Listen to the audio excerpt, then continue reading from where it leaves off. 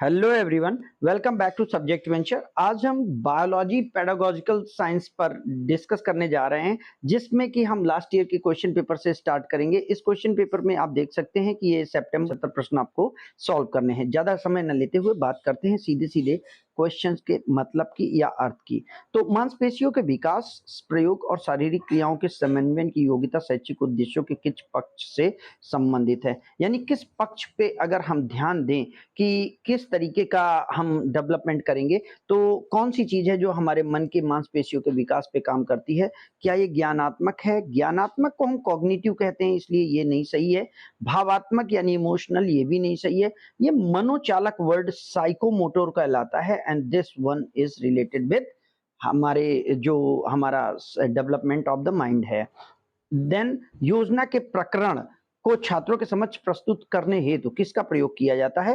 तो हम जब कभी भी स्टूडेंट्स के बीच में अपने टॉपिक को निकालने की कोशिश करते हैं, तो हम प्रस्तावना प्रश्न, इंट्रोडक्टरी क्वेश्चन डेवलप करते हैं। डेवलपमेंट्री क्वेश्चन तो हमें मिड ऑफ द सेशन में पूछे जाते हैं एंड मूल्यांकन प्रश्न हम लास्ट में पूछते हैं। पुनरावृत्ति प्रश्न हम रिवीजन के लिए पूछते हैं।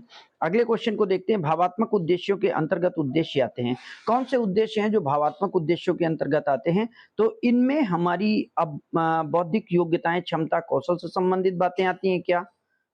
फिर अबौद्धिक विशेषताएं जैसे रुचि, अभिवृत्ति आदि से संबंधित बातें आती हैं क्या? अब चूंकि भावात्मक की बात है, तो भावात्मक में अबौद्धिक होगा, बौद्धिक नहीं होगा, तो इसलिए पहला क्वेश्चन ऑप्शन गलत हो जाता है। भौतिक और गामक जो विशेषताएं हैं, ये मैटेरियलिस्टिक लाइफ से रिलेटेड है, तो इसलिए ये भी ऑप्शन नहीं सही होगा। Option B is the right answer for this. So next question है, मूल्यांकन का वह प्रकार जो किसी के शैक्षिक कार्यक्रम की समाप्ति पर छात्रों की मूल्यांकन उपलब्धि हेतु तो प्रयोग किया जाता है। तो हम कौन सा मूल्यांकन करते हैं जिससे कि हम छात्रों के डेवलपमेंट को पूरी तरीके से देखें?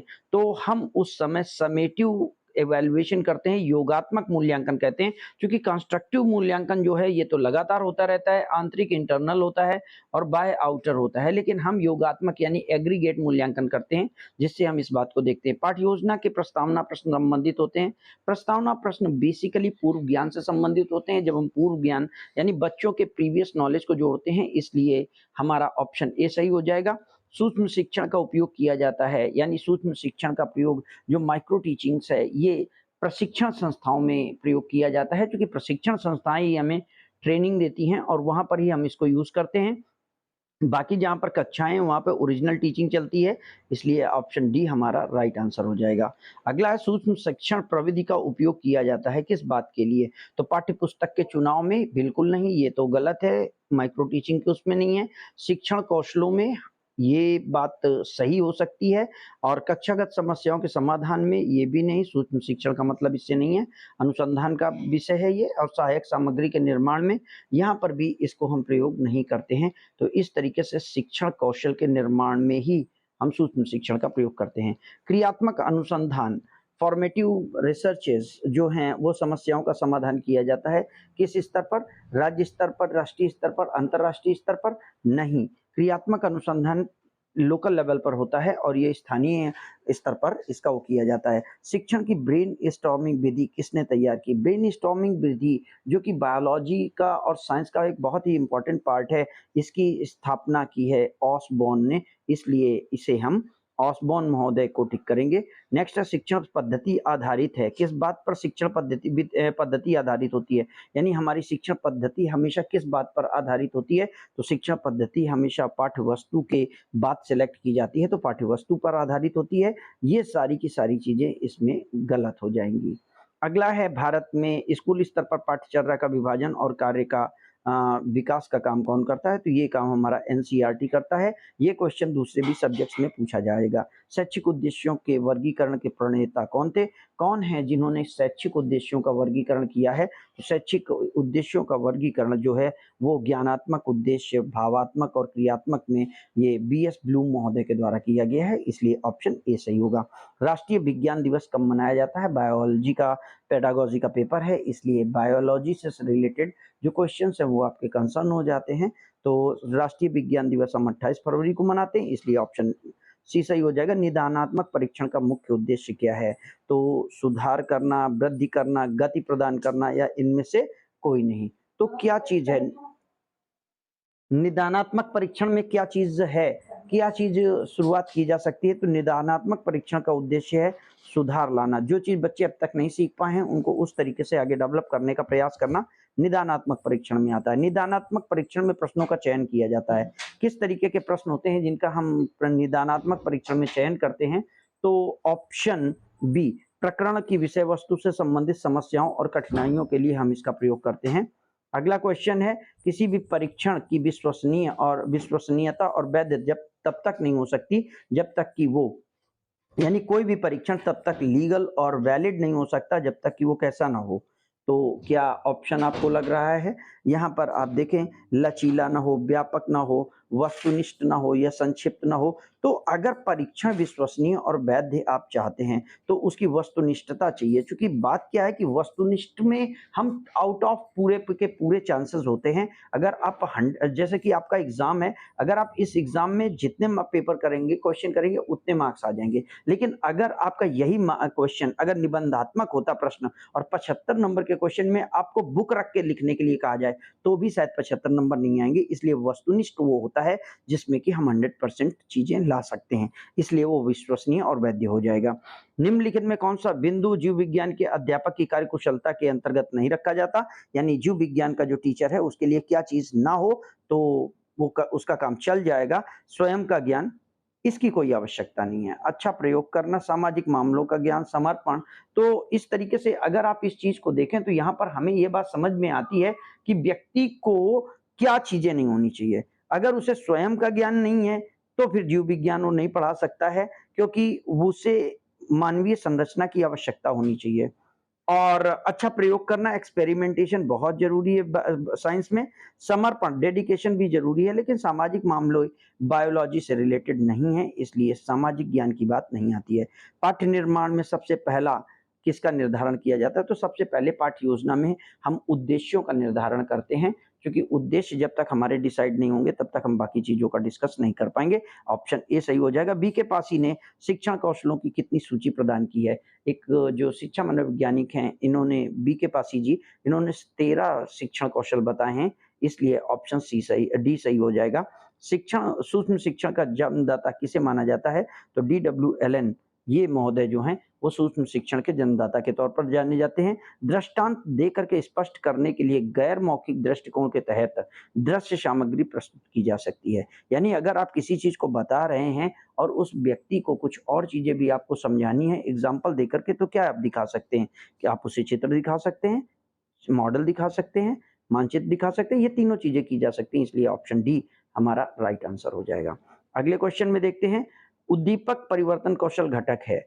क्या चीज है जिससे कि बच्चों के अंदर उद्दीपक आता है, बच्चों के अंदर प्रेरणा आ जाती है, बच्चे थोड़ा डेवलपमेंट फील करते हैं? तो यहाँ पर भी हमें हाव भाव भी सही है, भाव केंद्रण भी सही है, विराम भी सही है, तो उपर्युक्त सभी यहाँ पर भी सही हो जाता है। निम्नलिखित में कौन सी क्रिया शिक्षक से संबंधित नहीं है? नियोजन करना, निर्देश देना, शिक्षण करना, बजट बनाना।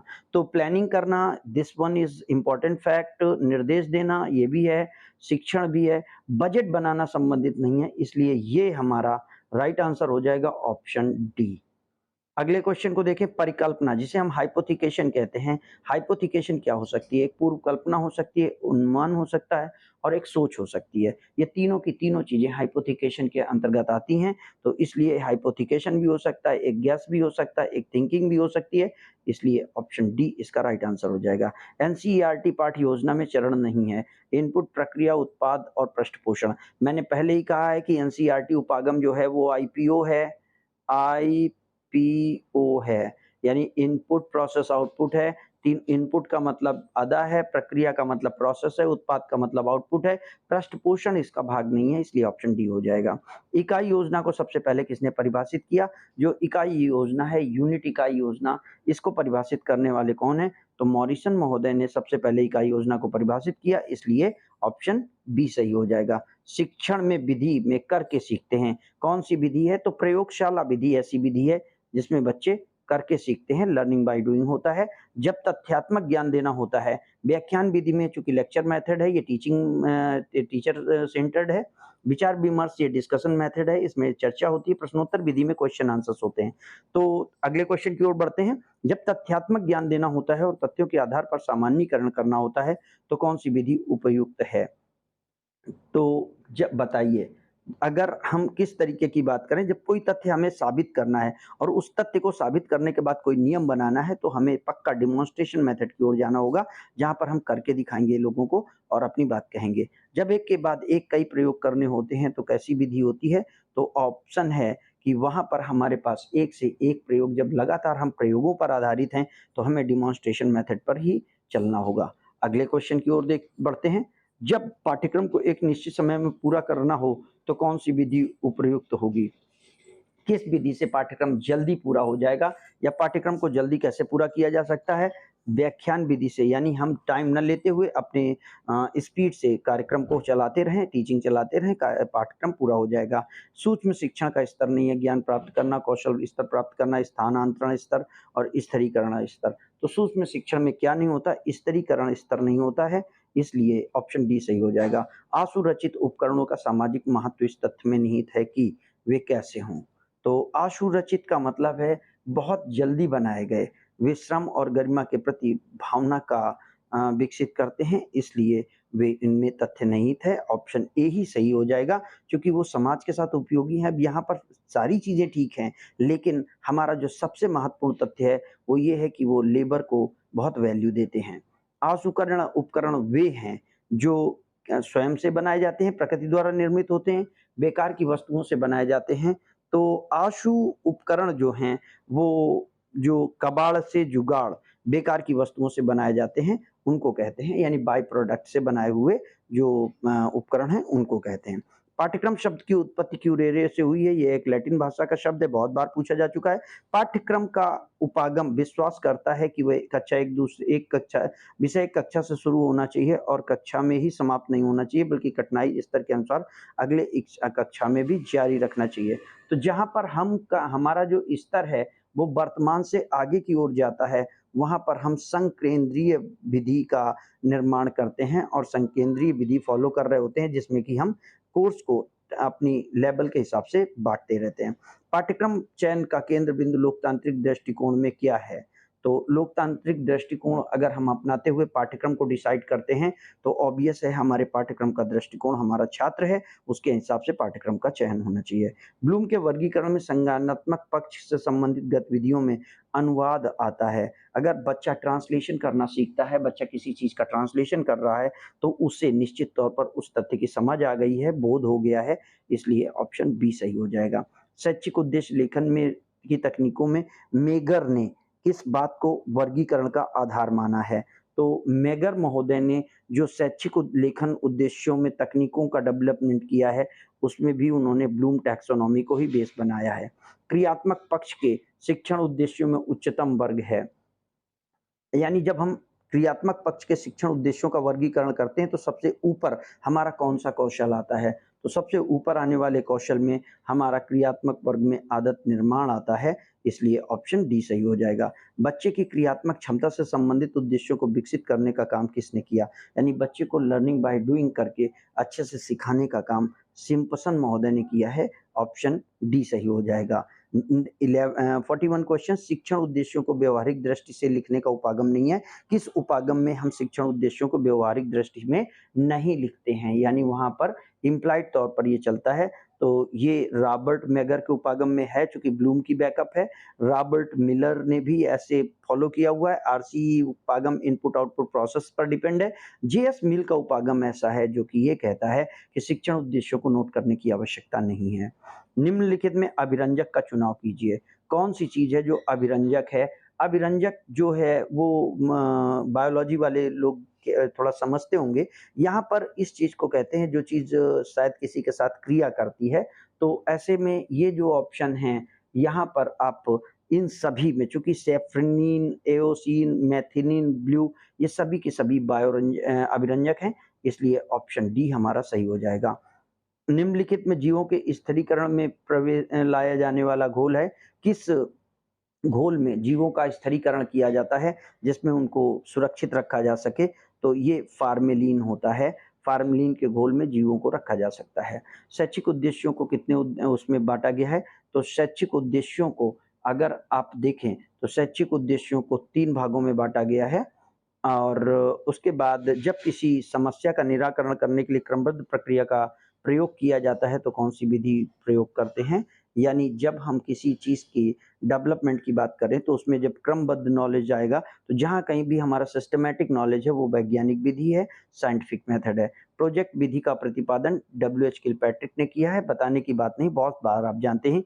ह्यूरिस्टिक मतलब मैं खोजता हूँ, इसका अर्थ होता है आगमन विधि के शिक्षण शब्द में निम्नलिखित में किसका अनुसरण करते हैं? तो उदाहरण से नियमों की ओर चलते हैं।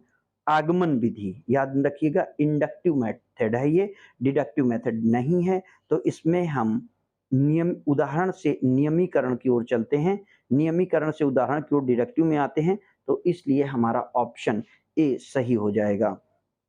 आरसीईएम का पूरा नाम है तो रीजनल कॉलेज क्या नाम है? Regional council of engineering Mysore, नहीं ये नहीं है। Regional college of education of Mysore, ये एक सही आंसर है और आरसीईएम अप्रोच इसी कॉलेज के द्वारा विकसित की गई है। जीव विज्ञान में किसका अध्ययन किया जाता है? तो जीव विज्ञान में सजीवों का अध्ययन, निर्जीवों का अध्ययन, जंतुओं का अध्ययन, वनस्पतियों का अध्ययन। बताइए किसका अध्ययन किया जाता है? तो जीव विज्ञान नाम से ही बिल्कुल क्लियर है, जीव विज्ञान में सजीवों का अध्ययन किया जाता है। और शिक्षण सामग्री को सुनने और देखने पे जो प्रोत्साहित करती है वो कैसी होती है? तो उसे हम दृश्य श्रव्य शिक्षण सामग्री कहते हैं। हार्बेरियम क्या शब्द है? हार्बेरियम किस बात को कहते हैं? तो हार्बेरियम एक डेटा संग्रह करने वाली फ़ाइल होती है। बायोलॉजी के स्टूडेंट्स जो हैं वो ये बात जानते हैं कि उन्होंने अपने अध्ययन के दौरान हार्बेरियम फ़ाइल का निर्माण किया होगा। तो वैज्ञानिक अध्ययन के लिए उपयोग किए गए पौधों के संरक्षित नमूनों और उनका संग्रह करने वाली फ़ाइल का नाम हार्बेरियम फ़ाइल होता है। टीम टीचिंग किसके द्वारा विकसित की गई है? तो टीम टीचिंग का विकास जे फ्रीमैन के द्वारा किया गया है, इसलिए ऑप्शन ए सही हो जाएगा। मूल्यांकन का मुख्य उद्देश्य है, मूल्यांकन आखिर किस लिए किया जाता है? शिक्षार्थियों के प्रदर्शन को जानना और उसमें सुधार करने के लिए मूल्यांकन किया जाता है। निम्नलिखित में कौन-सा जीव जैविक विज्ञान शिक्षण में सहगामी गतिविधि है?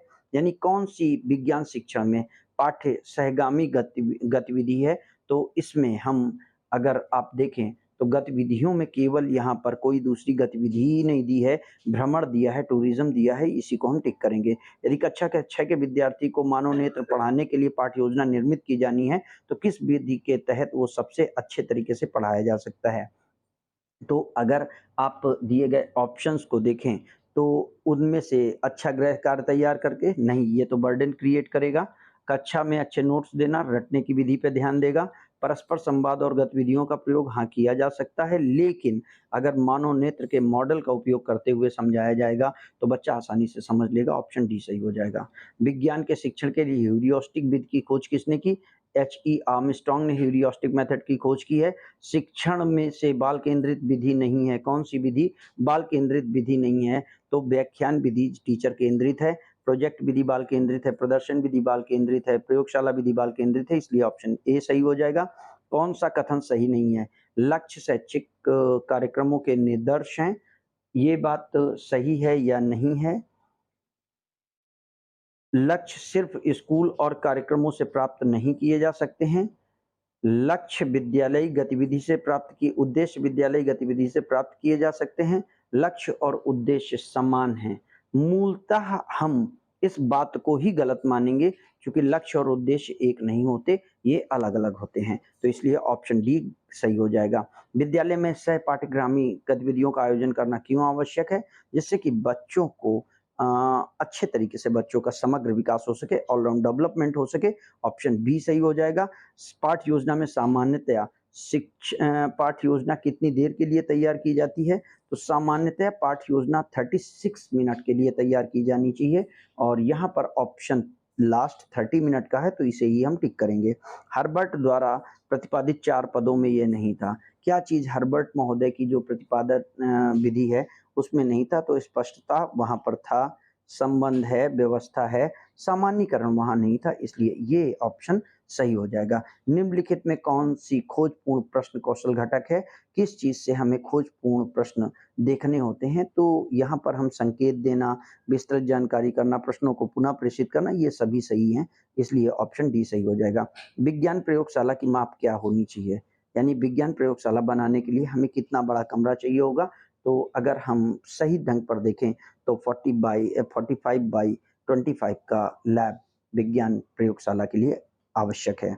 शिक्षण कर्मियों और उन्हें सौंपे गए छात्रों की में शामिल करने वाला इस प्रकार का निर्देश या संगठन है जो 2 या 2 से शिक्षकों को छात्रों के एक ही समूह के निर्देश और महत्वपूर्ण काम करने की भाग की जिम्मेदारी दी जाती है। तो ये किस तरीके की प्रविधि है या इसमें क्या किया गया है? तो अगर आप देखें तो इसे टीम टीचिंग कहा जाएगा, क्योंकि कई सारे शिक्षक एक ही प्रकार के निर्देशन में सहयोग कर रहे हैं। पाठ योजना का अंतिम प्रवर्ग क्या है? तो हम पाठ योजना के अंतिम प्रविधि यानी जब हम अंतिम स्टेज पर आते हैं तो हम बच्चों को गृह कार्य देते हैं, इसलिए ऑप्शन डी सही हो जाएगा। जीव विज्ञान में जीव का वैज्ञानिक नाम लिखने का पैटर्न है। किस तरीके से हम उनको जैव वैज्ञानिक का नाम लिखते हैं? तो हम उनके जंतु जगत के रूप में उसको लिखने की कोशिश करते हैं। जब आप अपनी फाइल बनाए होंगे तो आपने देखा होगा कि सबसे पहले हम उनकी जाति लिखते हैं और फिर उसके बाद उनका वंश लिखते हैं। तो इसलिए ऑप्शन डी सही हो जाएगा। पाठ्य योजना के सामान्य उद्देश्य संबंधित होते हैं। ये पाठ्य योजना के जो सामान्य उद्देश्य हैं, ये हमेशा विषय से संबंधित होते हैं। जो विशिष्ट उद्देश्य होते हैं, वो प्रकरण से संबंधित होते हैं। विषय विशेष के पाठ्यक्रम को भली-भांति पढ़ाने के लिए की दृष्टि से कुछ सार्थक एवं पूर्व भागों में विभक्त करना क्या कहलाएगा? चूँकि विषय विशेष के एक सत्र में, और जहाँ पर एक सत्र की बात है तो ये वार्षिक कार्य योजना हो जाती है, और इस तरीके से इसे हम एक सत्र में भली-भांति पढ़ाने से कुछ सार्थक और पूर्ण भागों में विभक्त करना, इसे क्या कहेंगे? तो यहाँ पर एक सत्र को बाँटा गया है, कुछ सार्थक उसमें, तो वार्षिक योजना तो ये होगी नहीं, क्योंकि बाँटा गया है। अगर केवल सत्र होता तो वार्षिक योजना होती। अब उसे बाँट दिया गया है तो ये सत्र इकाई योजना में चला जाएगा, इसलिए ऑप्शन बी सही हो जाएगा। पाठ्य योजना की पंचपदीय प्रणाली किसने विकसित की है? तो जो पंचपदीय प्रणाली है ये हर्बर्ट महोदय की है, इसलिए ऑप्शन ए सही हो जाएगा। किसको असुरक्षित नहीं किया जा सकता है? तो किस चीज़ को असुरक्षित नहीं किया जा सकता है? तो वाष्पोत्सर्जन मापक यंत्र, वनस्पति वृद्धिमापी, टेलीविज़न। तो टेलीविज़न को आप असुरक्षित नहीं कर सकते हैं, क्योंकि टेलीविज़न को अगर आप बनाने की कोशिश करेंगे तो वो वेस्ट मटेरियल से नहीं बन पाता है। जीव विज्ञान शिक्षण में ज्ञान का उद्देश्य कैसा उद्देश्य है? तो सामान्यतया अगर हम जीव विज्ञान शिक्षण की बात करें तो जीव विज्ञान शिक्षण में ज्ञान का उद्देश्य एक विशिष्ट उद्देश्य है। दृश्य सामग्री कौन-सी है? चार्ट दिखाई देता है, रेडियो सुनाई देता है, वीडियो भी दिखाई देता है और टेप रिकॉर्डर भी दिखाई देता है। तो यहाँ पर अब आप बताइए कि कौन-सी सामग्री दृश्य सामग्री है? तो दृश्य सामग्री में हम वीडियो और चार्ट दोनों को टिक कर सकते हैं। तो यहाँ पर हम चार्ट को टिक करेंगे, आप वीडियो को भी क्लिक कर सकते हैं, ऑल्दो ये दृश्य श्रव्य है, तो इसलिए हमारा चार्ट ही केवल दृश्य बचेगा। इसमें से असुरक्षित उपकरण है, कौन-सा उपकरण जो है वो असुरक्षित है? तो तितली जाल, यानी जो हम तितली को पकड़ने के लिए जाल बना सकते हैं, वो हमारा वेस्ट मटेरियल से बन सकता है, इसलिए इसे हम टिक करेंगे। प्रयोगशाला विधि में शिक्षण करने की दृष्टि से कौन-कौन सा गुण होना चाहिए?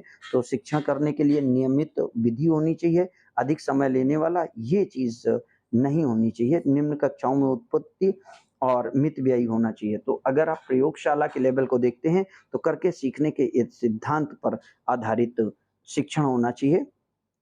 नेक्स्ट क्वेश्चन है, एक विधि के रूप में ब्रेनस्टॉर्मिंग का प्रयोग किया जाता है किस बात के लिए? रुचि के क्षेत्र में नए विचार उत्पन्न करने के लिए ब्रेनस्टॉर्मिंग का प्रयोग किया जाता है। कक्षा शिक्षण को अधिक कुशल बनाने के लिए वर्तमान में शिक्षकों की आवश्यक कौशल की पहचान करें। क्या आवश्यक कौशल है शिक्षकों के लिए कक्षा शिक्षण को उचित बनाने के लिए? तो अगर आप देखें तो तकनीकी ज्ञान लोगों को बहुत हो या ना हो, लेकिन काम चल सकता है। कक्षा में कार्य संपादन की तकनीकी का उपयोग होना चाहिए, ये सही है। छात्रों की आवश्यकताओं का ज्ञान होना चाहिए, ये भी बिल्कुल सही है। और वस्तु में प्रवीणता, यानी ये भी लगभग-लगभग उन्हें चाहिए ही चाहिए। तो इस तरीके से अगर आप देखें तो हमारे पास चूंकि चारों ऑप्शन एक साथ नहीं आ रहे हैं, इसलिए सेकंड और थर्ड फोर्थ यानी ऑप्शन सी को हम राइट मान लेते हैं। शिक्षा सामग्री का उपयोग इस आधार पर उचित है।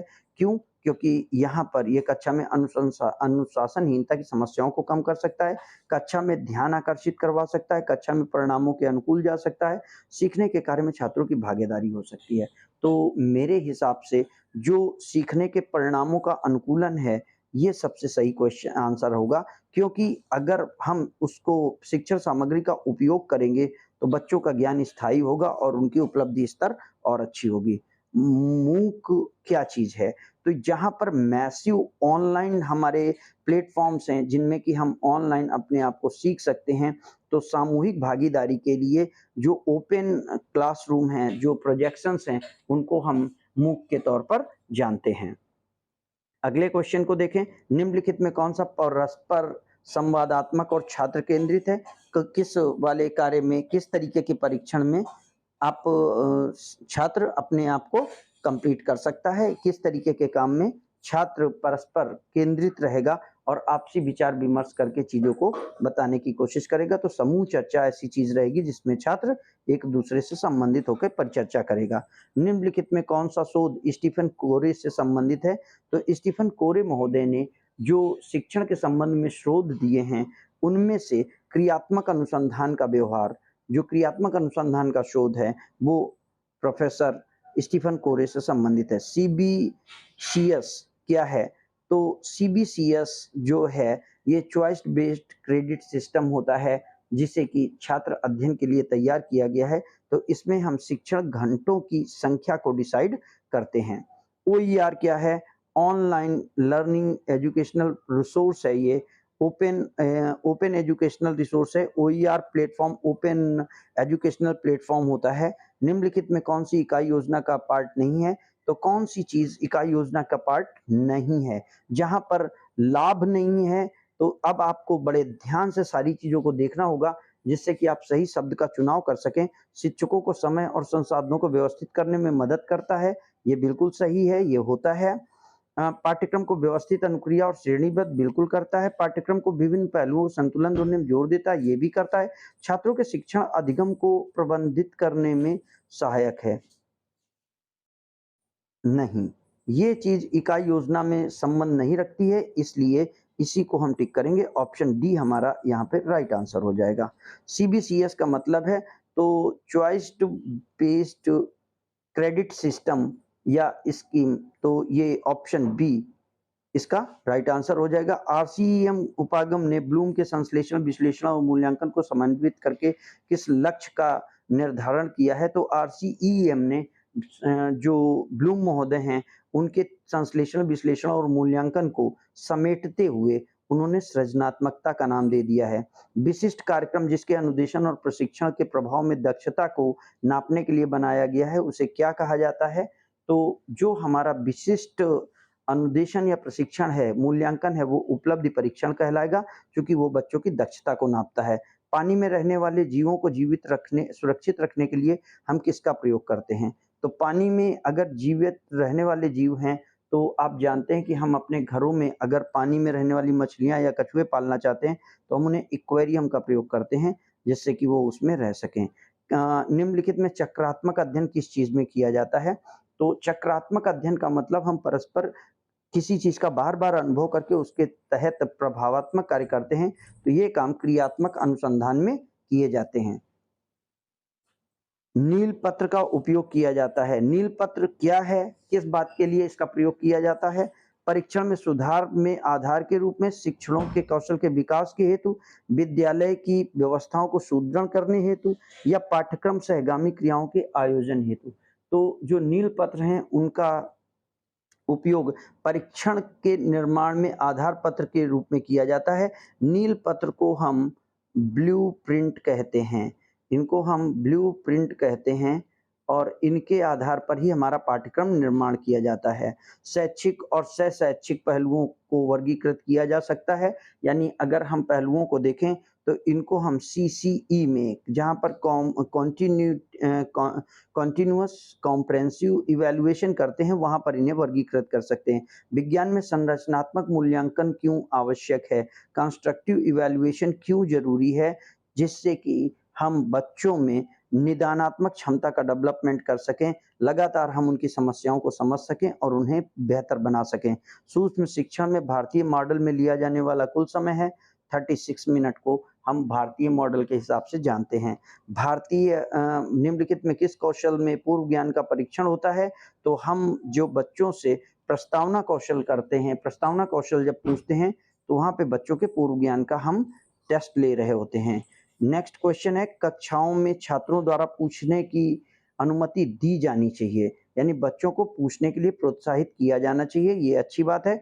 सूक्ष्म शिक्षण का अर्थ होता है लघु कक्षा होता है, पाठ्यवस्तु लघु होता है, कालांश लघु, यह सभी कुछ होता है, इसलिए ऑप्शन डी सही हो जाएगा। मापन के परीक्षण की कौन सी विशेषता मापन के परीक्षण को कौन सी विशेषता को व्यक्त करता है? तो मापन परीक्षण की गुणात्मक और संख्यात्मक दोनों संख्याओं को रखता है, इसलिए उपरोक्त दोनों सही हो जाएगा। भावात्मक उद्देश्यों के वर्गीकरण पर सर्वोच्च स्तर कौन सा है?